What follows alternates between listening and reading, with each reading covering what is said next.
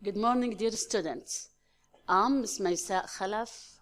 Today we are with the supervisor, Ms. Lubna Abu Saleh. Today we are going to have a lesson, or it's called Unit 10, talking about time. Unit 10. Time waits for no one. Time waits for no one. And the subtitle is called Killing Time is Not a Murder. Killing time is not a murder. The word murder here means killing somebody, and it is a big word. Why they call it like this? We will have now some ideas, and we'll start with the keywords in order to know some of difficult words, and then we have our lesson. The first word is productive. Productive. It is an adjective which means fruitful. Productive, productive, an adjective which means fruitful. Also the word fruitful is an adjective. Then we have the word efficiently.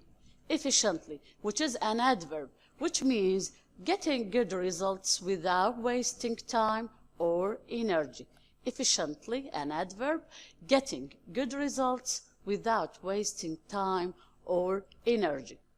The third word is attain. Attain, which is a verb, which means gain or get or have. So attain, which is a verb, means gain. The fourth, eventually. Eventually, which is also an adverb. It means in the end. Eventually, an adverb, in the end. Eventually. The fifth one, murder. Murder is a noun, which is illegal killing of a person. Illegal killing of a person. Murder. Murder. It is a noun. Illegal killing of a person. Suicide. Suicide, which is also a noun, which means self-murder. So killing oneself. Suicide, which is a noun, it means self-murder. Applicable. Applicable, which is an adjective, it means concerns or related to. The word applicable, which is an adjective, it means concerns or related to. Principle. Principle is a noun, which means moral rule. Moral rule. Principle is a noun, it means moral rule. So the words, all of them, again, very quickly in order to get, if you get the meaning or not. The word productive, fruitful. Productive, fruitful. Efficiently, efficiently. Getting good results without wasting time or energy. Efficiently. Getting good results without wasting time or energy. Attain, attain, gain, gain. Eventually, eventually. It means in the end, in the end. Eventually, in the end. Murder, murder. Illegal killing of a person. Illegal killing of a person. Suicide, suicide. Self-murder, self-murder. Applicable, applicable. Concerns or related to. Concerns or related to. Principle, principle. Moral rule, moral rule. Now let's move to something else. Let's get now some important ideas about our lesson. Look at this man, and here it says time waits for no one. Let's define the word time.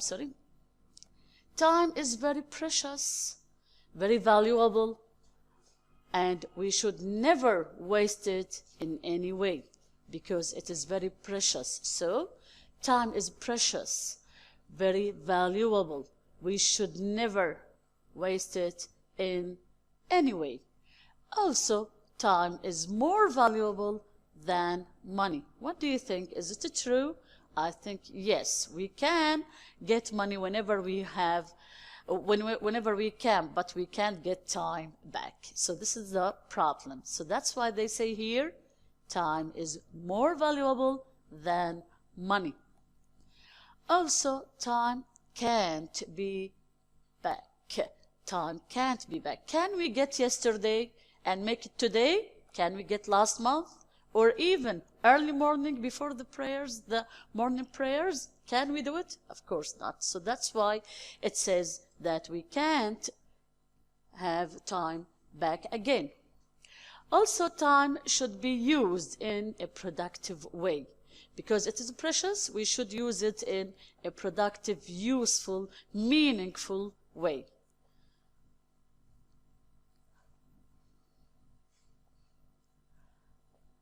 Another point here is talking about time. It is very good to be well aware of time management. We should know how to manage and organize. Management here means organization. How can we organize our time in order to be useful, to make it useful for us? If you master, and here we have some, they will give us some kinds of piece of advice in order to use our time meaningfully. If you master the technique of managing time efficiently, in a good way, perfectly, you will attain more with less effort, less work. It means effort and being tired of using your energy in nothing. So if you master here means if you control, if you can do it well, if you master the technique of managing time efficiently, you will attain more with less effort.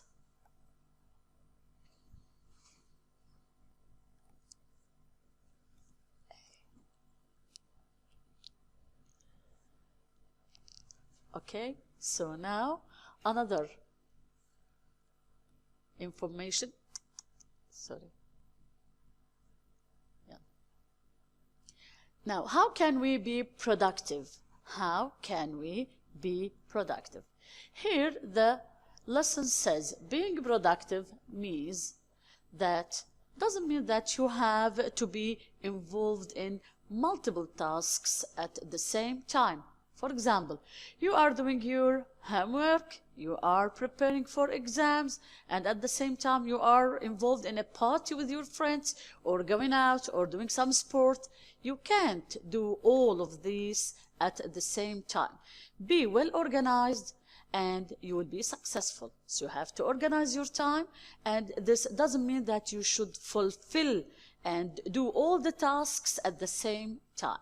Here, so they are telling us that we have to be productive, but this doesn't mean that we have to be involved in multiple tasks. Multiple means various and many, lot of tasks at the same time.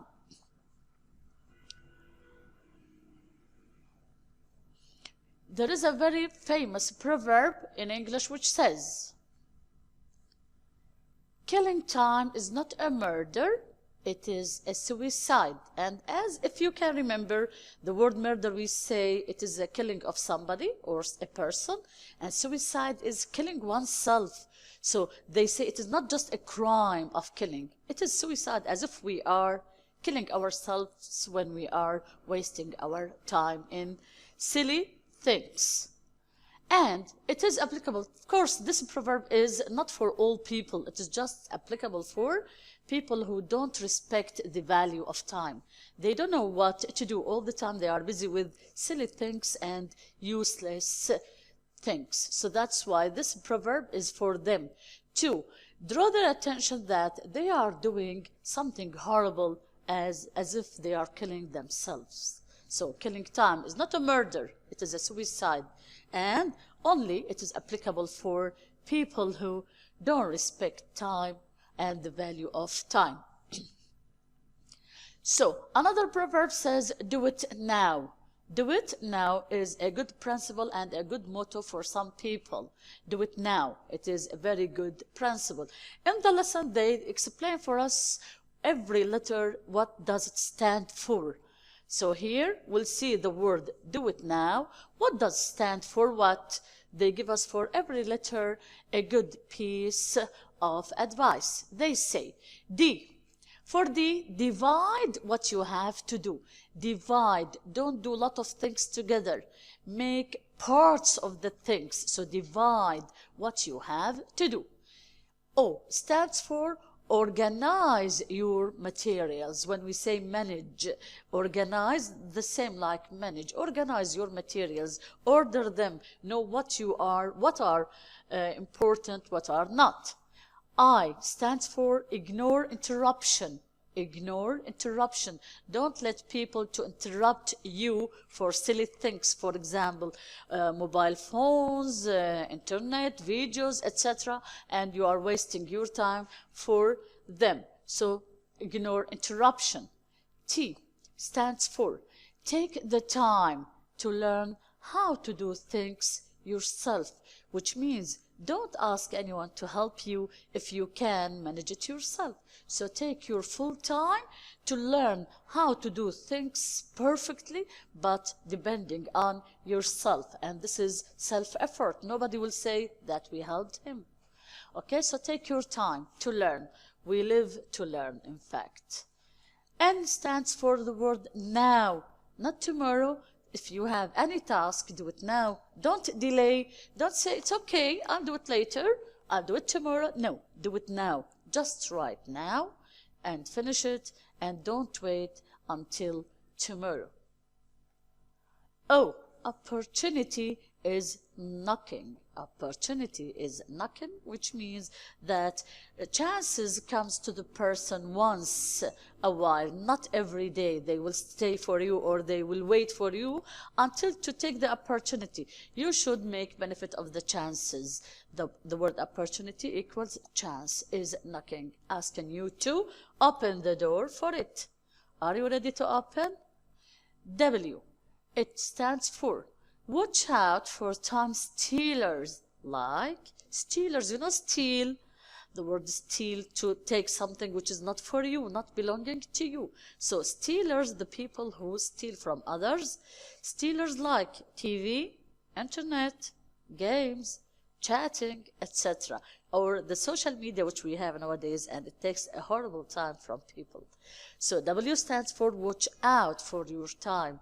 Watch out time stealers. They are kidnapping or stealing you from your precious time, like TV, internet, and games. These are the most important ideas tackled in our lesson. I wish that you have understand them. Now let's move to check if you have understand the meanings of the words. We are going to answer an exercise. So be ready with me in order to see what is the exercise about and to answer. The exercise is related to vocabulary, and it says fill the spaces with words from the box. The box here give me some words like efficiently, productive, attain, principle, applicable. Again, the words are efficiently, productive, attain, principle, applicable. I'll give you 2 minutes to read the exercise and try to answer it. Am I fast? Fast? Yeah, okay.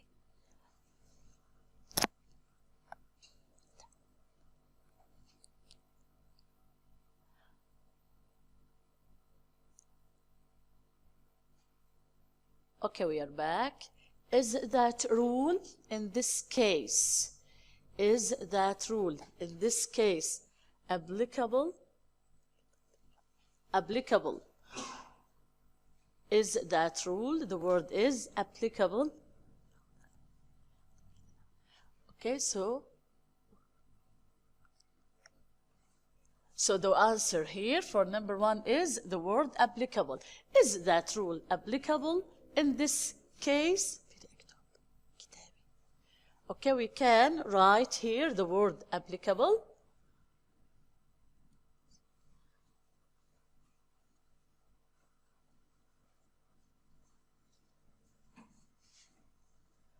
So the answer is that rule applicable in this case? Number 2, it's against my to lie.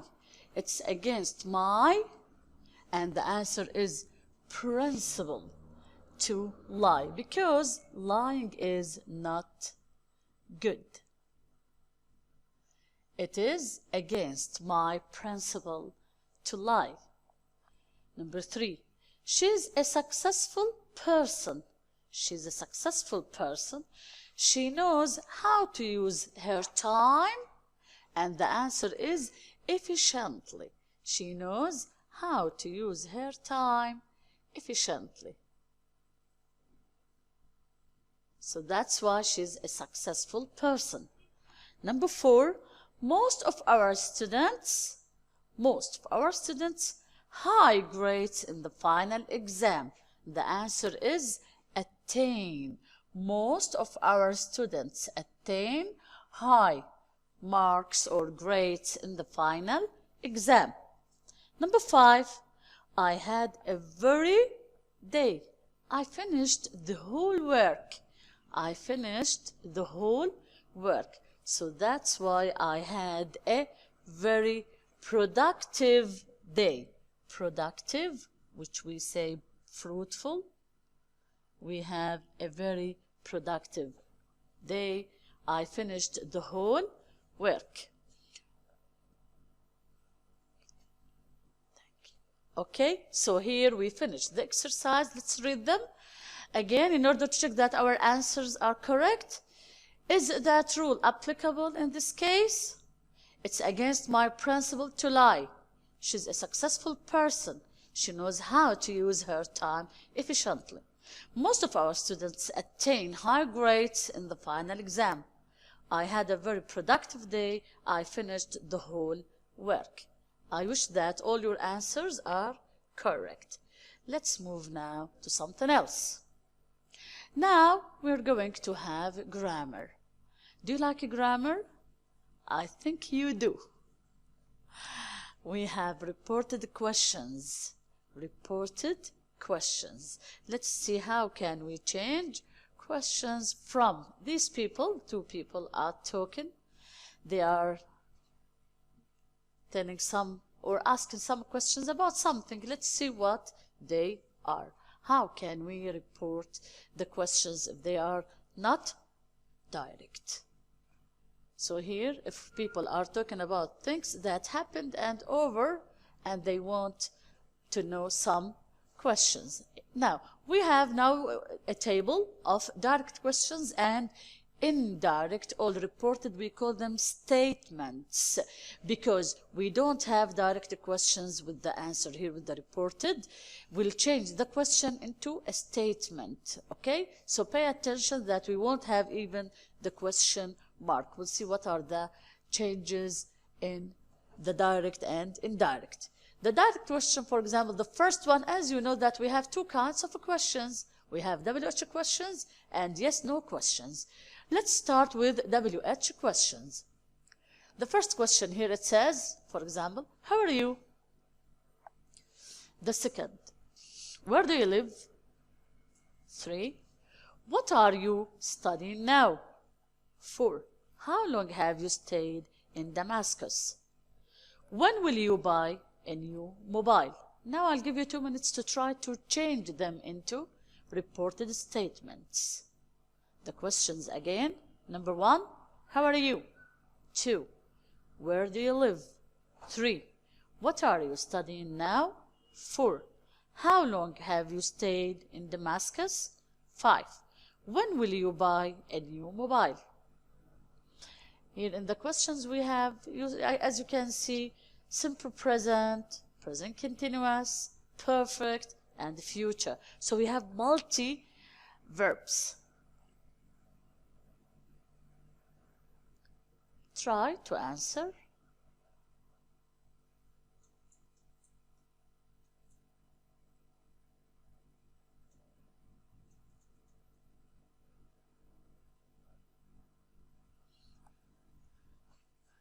Let's see the answer of number 1. We say here the question, the direct, as you can note the title, reported statements. Reported statements, not questions. We don't say questions at all now because they are changed to be like a sentence. So here the first one said, how are you? The answer, we say, he asked me how I was. He asked me how I was. what is changed in this sentence, my dear students? Look at the board and tell me, how are you? Here it is simple present. Are, because I'm asking about him now. Verb be in the simple present. We change it to be was in the past.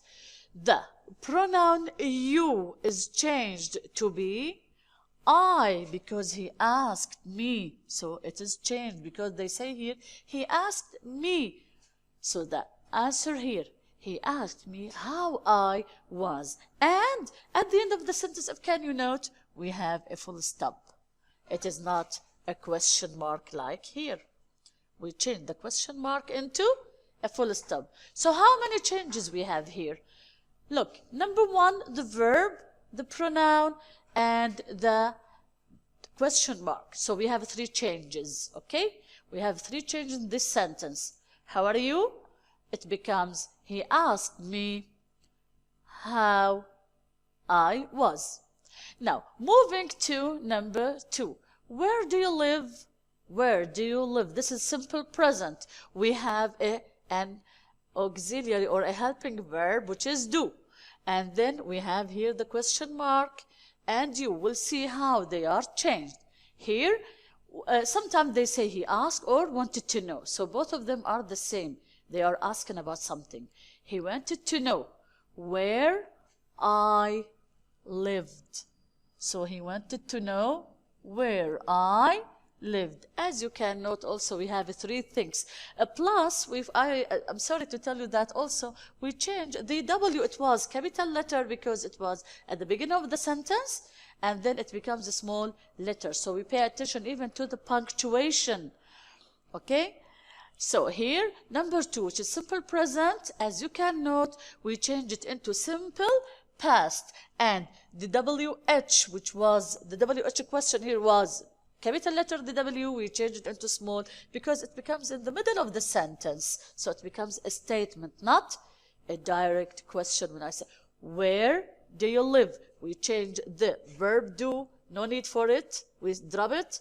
We have the pronoun you, we change it into I, and then the verb from live in the present into the past. So here, where do you live? He wanted to know where I lived. Moving to number 3. What are you studying now? What are you studying now? As you can note, this is a sentence in the present continuous asking about you, what are you doing or studying? And it becomes, she asked us. It could be, not all the time we use I. Sometimes they ask us if you are plural, we.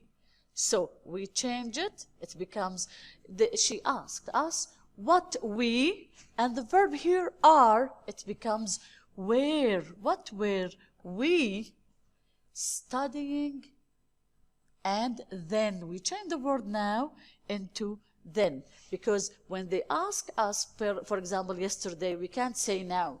So it becomes then. So here we have also 3 changes. We change the verb from present continuous, are studying, into past continuous, were studying. And the word now, the adverb now, which is telling about time, it becomes then. Also, we change the pronoun from you, you know, the word you, either for singular I, it is changed into I, or we, as plural. And here it is plural, it becomes we. So we have also 4 changes in this sentence. Moving to number 4. How long have you stayed in Damascus? How long have you stayed in Damascus? This is in the present perfect. Have stayed, present perfect. Okay? Now we'll see how it is changed. They asked us how long we, and then had stayed. We changed from present perfect into past perfect. Had stayed in Damascus. Okay, so they asked us, and also we changed the pronoun you into we because they asked us. So it becomes we, and then the WH word here, for example, how long, it becomes a small letter. Also, we have full stop instead of question mark. So how many changes we have in the sentence? We have almost 4 changes. The verb, the pronoun, the capitalizations, and the question mark. All these have been changed in this sentence. So they asked us how long we had stayed in Damascus. In fact, Damascus is a very beautiful city and I like it. Moving to number 5. When will you buy a new mobile? When will you buy a new mobile? This sentence in the future. Will you buy? I'm asking, for example, my friend whose her mobile is very old, and I'm asking her when she will buy a new mobile. When will you buy a new mobile? How do we change it? How do we report it? He wanted to know. When, small letter, I, instead of will, it becomes would, the past form of will. When I would buy a new mobile. He wanted to know when I would buy a new mobile. And also here we have a full stop instead of question mark. You, we change it into I. And here the sentence becomes, and small letter of the word when, of course. When will you buy a new mobile? It becomes, he wanted to know when I would buy a new mobile. Let's clean the board and read for you the sentences. Read for you the sentences again. We can't clean now. How are you? The direct question here. WH, we started with WH questions. What are the changes? As you can note, my dear students, we change everything from simple present into simple past. Present continuous, it becomes past continuous. As you can note, at the beginning here, when we move to the report statements, we say, he asked. You note it? So it is past. And here, he wanted to know. We can't say he wants to know. He wanted, because we are reporting. Sometimes we have present, but not in this case. She asked us.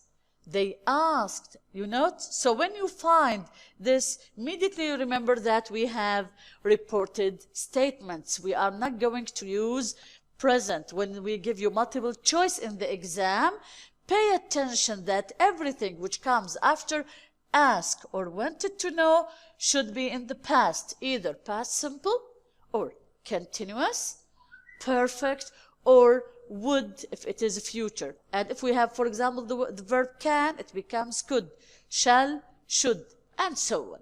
Okay, so pay attention when you have the word.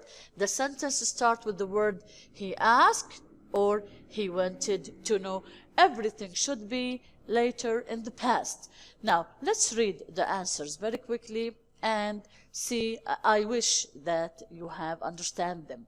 How are you? He asked me how I was. Where do you live? He wanted to know where I lived. What are you studying now? She asked us what we were studying then. How long have you stayed in Damascus? They asked us how long we had stayed in Damascus. When will you buy a new mobile? He wanted to know when I would buy a new mobile. Now we move to yes-no questions. Now we have yes-no questions because, as you know, we have two kinds of questions. How do we change the yes-no questions into reported? We should, as you can note, we should use either the word if or whether. If or whether before starting answering this question. So yes-no questions, we add the word if or whether. Sentence, I'll give you 1 minute to answer them. Please try to answer these.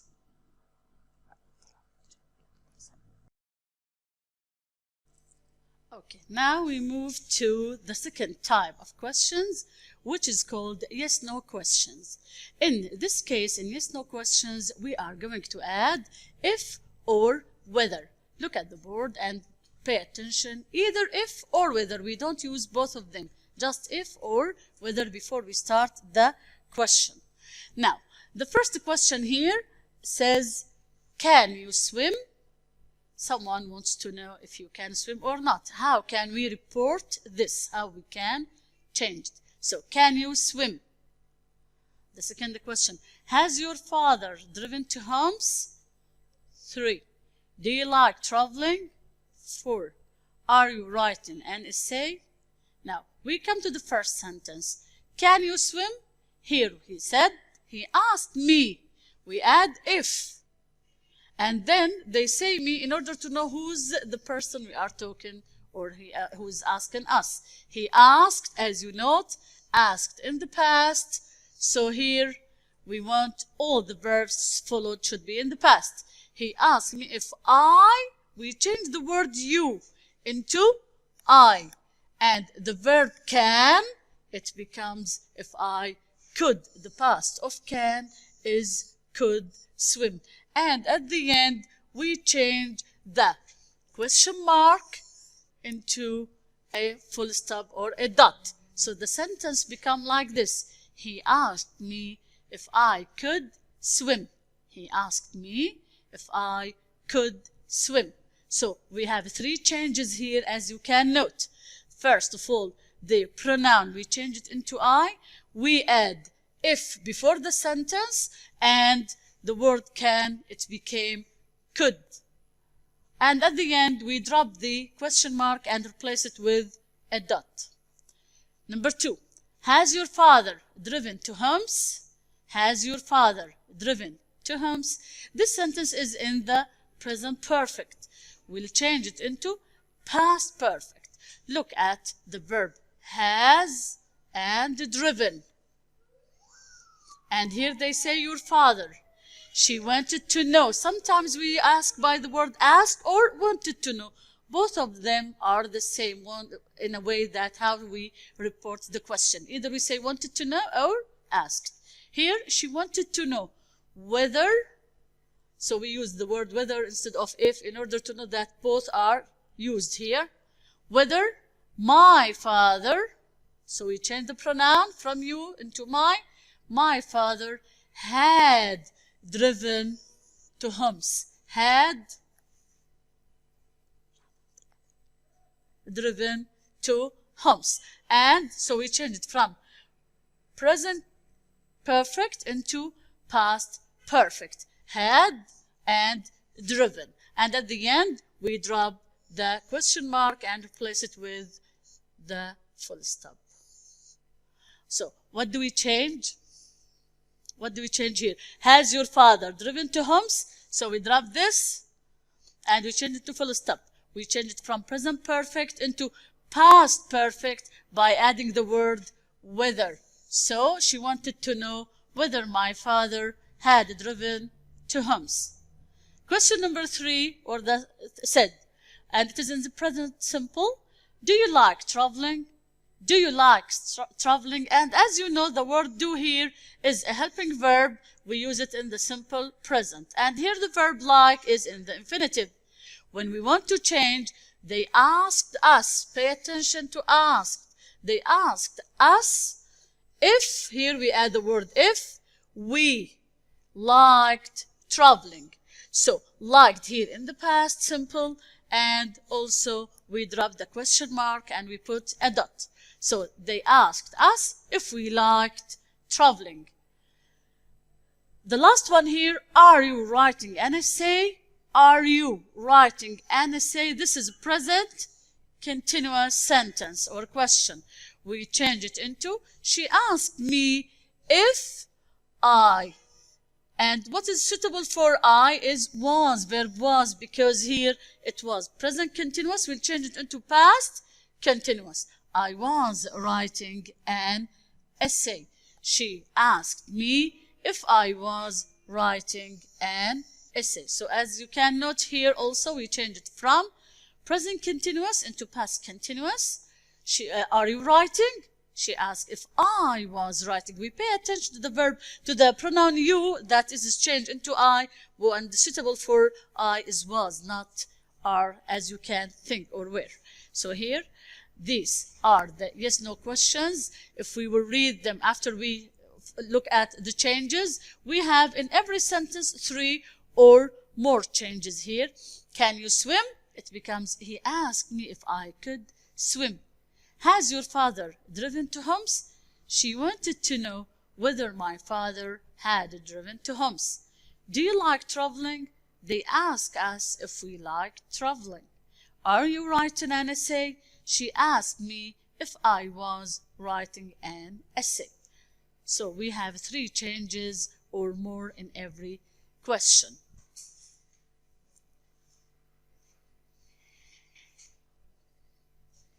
Now we move to the last part of our lesson today, which is pronunciation. Pronunciation, they want us to know how to pronounce sounds well.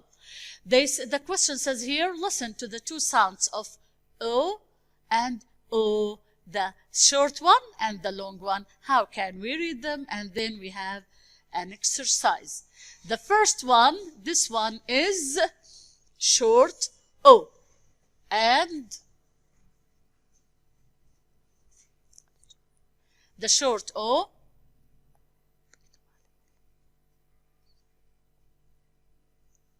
this is short O. Listen to the words, please. Put, look, full, picture, push. Again, the short O. Put, look, full, picture, push. And here we have long O, as if it is you with 2 dots. When you find these 2 dots, it means it is long. The letter is, the vowel here is long. Shoot, juice, fool, school, soup. Again, the long O. Shoot, juice, fool, school, soup. So, here we have a difference between the long and the short in the pronunciation. The first one, put, look, full, picture, push.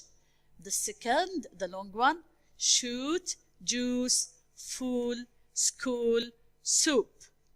Now we will have an exercise to check your understanding and try to answer it with us. Read the following words and put 1 line under the short O and 2 lines under long O. So now you are going to read these words and underline either 1 line for the short and 2 for the long. The words are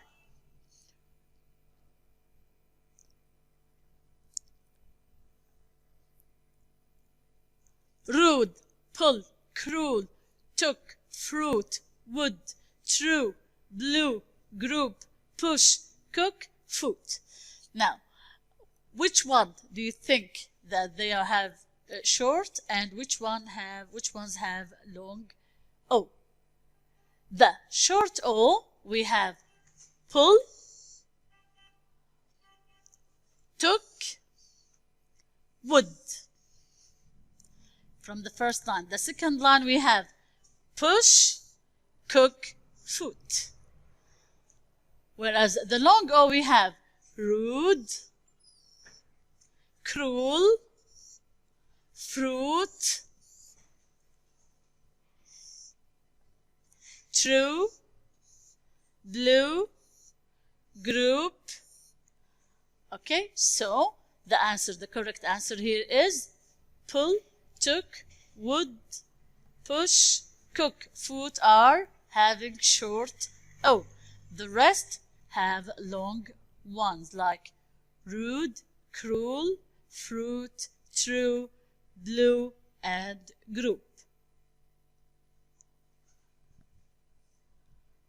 I think that's all for our lesson today. Wish you a great time for the rest of the day. Thank you for following us, and bye.